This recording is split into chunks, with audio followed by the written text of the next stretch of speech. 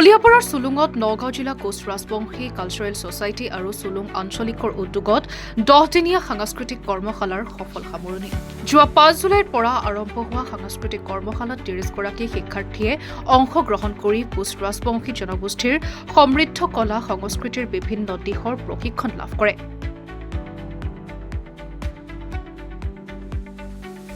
কৰ্মশালাত কোচ ৰাজবংশী জনগোষ্ঠীৰ পৰম্পৰাগত গীত, নৃত্য আৰু সংস্কৃতিৰ ওপৰত বিশেষ গুৰুত্ব আৰোপ কৰা হয়।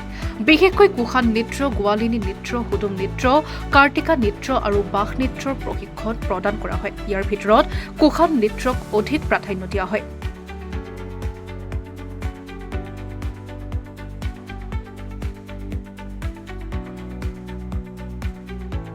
সামৰণি অনুষ্ঠানত আয়োজকসকলে কয় যে কোচ ৰাজবংশী জনগোষ্ঠীৰ ঐতিহ্য, সংস্কৃতি আৰু লোককলা নতুন প্ৰজন্মৰ মাজত সংৰক্ষণ আৰু প্ৰসাৰৰ লক্ষ্যৰে সাংস্কৃতিক কৰ্মশালাৰ আয়োজন কৰা হৈছে।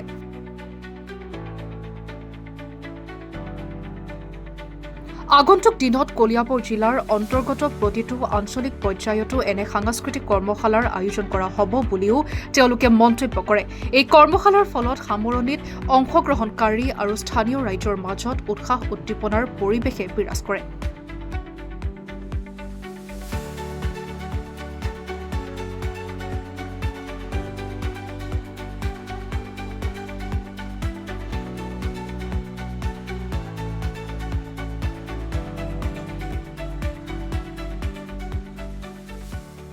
প্ৰথমে মই সংবাদ বন্ধুক নমস্কাৰ জনাইছোঁ আৰু ধন্যবাদ জনাইছোঁ।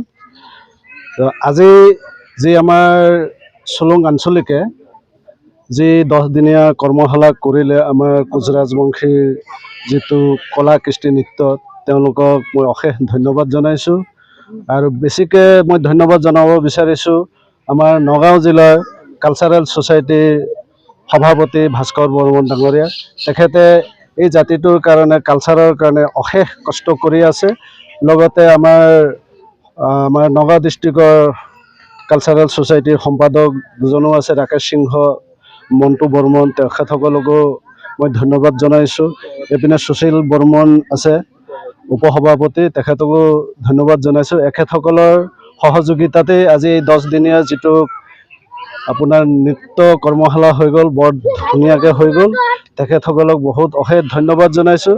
আৰু আহি থকা আগন্তুক দিনত ইয়াতকৈ যাতে আৰু ভালকৈ ধুনীয়াকৈ সুন্দৰভাৱে এই কলা কৃষ্টিবিলাক আমাৰ ৰাইজৰ মাজত, আমাৰ মহিলাসকলৰ মাজত যাতে ভালকৈ আৰু ফুটাই তুলি আমি আগলৈ আগবঢ়াই নিব পাৰোঁ, সেই কথাকে তেখেতসকলক মই অনুৰোধ জনাম।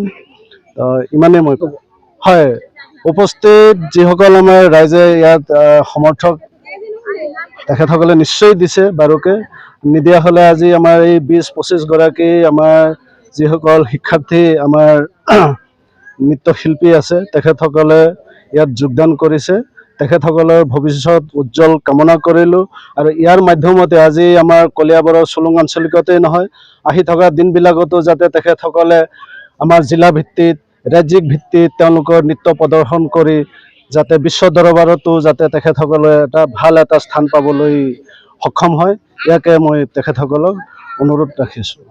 পৰা ইয়াত মই কেইদিনমান নৃত্য প্ৰশিক্ষণৰ কাৰণে আহিছিলোঁ। তো ইয়াত সকলোৰে যিখিনি চাইছোঁ, নৃত্যখিনি চাই পেলাই মই বহুতখিনি হৈছোঁ যে সিহঁতে পাৰিব বুলি। সিহঁতে ভালকৈ ট্ৰাই কৰিছে, মই যিখিনি চেষ্টা কৰিছোঁ।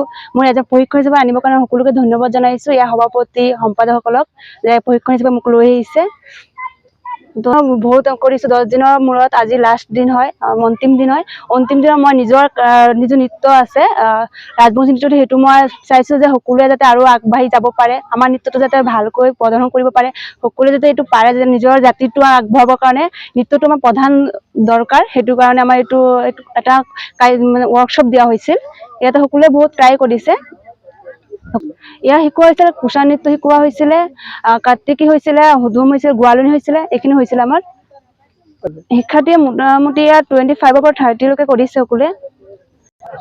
অনুভৱ খুবেই ভালেই হৈছে, কাৰণ মই ইমানখিনি 25-30জন মানুহক মই প্ৰশিক্ষণ দিব পাৰিছোঁ। মোৰ পৰা কিবা শিকিব পাৰিছোঁ সিহঁতে যাতে আৰু ভাল হয়, মোৰ মতে আৰু ভাল হ'ব লাগে সিহঁতক। আৰু যাতে সিহঁতে যদি চেষ্টা কৰে ভাল হৈ যাব। আৰু 10 দিনত যিমানখিনি পাৰিছোঁ সিমানখিনি মই দিব ট্ৰাই কৰিছোঁ মোৰ ফালৰ পৰা। ৰাজ্য এইটো ক'ব বিচাৰিছো যে হয় আমাৰ যিটো জন কালচাৰ যিটো আছে সেইটো যাতে সকলোৱে মানে ভালকৈ নিজৰ কালচাৰটো মানে ডান্সৰ নৃত্যৰ লগত সকলোৱে যাতে অলপ সহযোগ কৰি পেলাই আগবঢ়াই যাব, নিজৰ যিটো কালচাৰ আছে সেইটো আগবঢ়াই যাব পাৰে, সেইটো মই সকলোকে প্ৰাৰ্থনা কৰিছোঁ। মতে আপোনালোকক ধন্যবাদ জনাইছোঁ। আমাৰ নগাঁও জিলা কোচ ৰাজবংশী কালচাৰেল ছ'চাইটিৰ উদ্যোগত চুলুং আঞ্চলিকত 10 দিনীয়া সাংস্কৃতিক কৰ্মশালাৰ আজি অনুষ্ঠানটো সামৰণি পৰিল। আমি যিখিনি আমাৰ নিজৰ কলা সংস্কৃতি আছে সেইখিনি আমি ধৰি ৰাখিবৰ চেষ্টা কৰিছোঁ, কাৰণ এটা জাতিৰ কলা সংস্কৃতি অবিহনে কেতিয়াও এটা জাতি জীয়াই থাকিব নোৱাৰে, কাৰণ কলা সংস্কৃতিটো এটা জাতিৰ মেৰুদণ্ড স্বৰূপ। সেয়ে আমি নিজৰ যিখিনি কলা সংস্কৃতি আছে সেইখিনি সদায় যাতে আমাৰ মাজত থাকে আৰু যাতে জাতিটো আমাৰ কলা সংস্কৃতিৰ দিশত অধিক আগবাঢ়ি যায়, সেইকাৰণে এই উদ্যোগটো আমাৰ কালচাৰেল ছ'চাইটিৰ ফালৰ পৰা লোৱা হৈছে।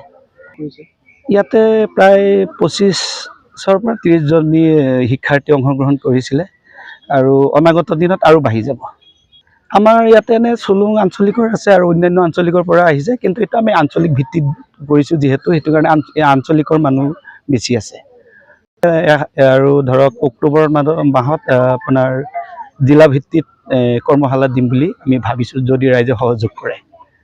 ছাত্ৰ ছাত্ৰী উপকৃত হ'ব বুলি ভাবোঁ, কাৰণ কলা সংস্কৃতিৰ লগত জড়িত থাকিলে সদায় মানুহৰ যিটো মানসিক যিটো সেইটো খুব আপোনাৰ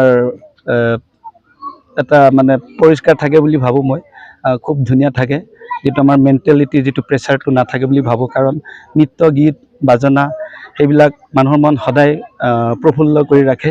সেইটো কাৰণে কলা সংস্কৃতিৰ লগত জড়িত থাকিলে মানুহে সদায় পজিটিভলি থাকে বুলি ভাবোঁ মই। ইয়াতে আপোনাৰ কুচান নৃত্য, গোৱালিনী নৃত্য আৰু সুদুম নৃত্য, কাৰ্তিকা নৃত্য, বাছ নৃত্য, আমাৰ নৃত্য কেইবাটাও আছে, কিন্তু তাৰ মাজত আপোনাৰ কুচান নৃত্যটো আমি ইয়াতে বেছি প্ৰাধান্য দিছোঁ। ৰাইজক মই সেইটোৱে আহ্বান জনাম, যিমান আমাৰ জনগোষ্ঠী আছে সকলোৱে যাতে নিজৰ কলা সংস্কৃতিটো বজাই ৰাখে, কাৰণ আমি যিহেতু এইটো দেশৰ খিলঞ্জীয়া ভূমিপুত্ৰ, গতিকে যিমানখিনি আমাৰ খিলঞ্জীয়া ভূমিপুত্ৰসকল আছে তেওঁলোকে যাতে সদায় নিজৰ নিজৰ কলা সংস্কৃতিৰ প্ৰতি এটা শ্ৰদ্ধা জনায়। কলা সংস্কৃতি যিহেতু প্ৰত্যেকটো জাতিৰ মেৰুদণ্ড স্বৰূপ, গতিকে কলা সংস্কৃতিটো সকলোৱে আঁকোৱালিব লাগে, আৰু এইটো আমি মানে গভীৰভাৱে এইটো চিন্তা কৰিব লাগে যে আমি কলা সংস্কৃতি যাতে আমাৰ মাজৰ পৰা হেৰাই নাযায়।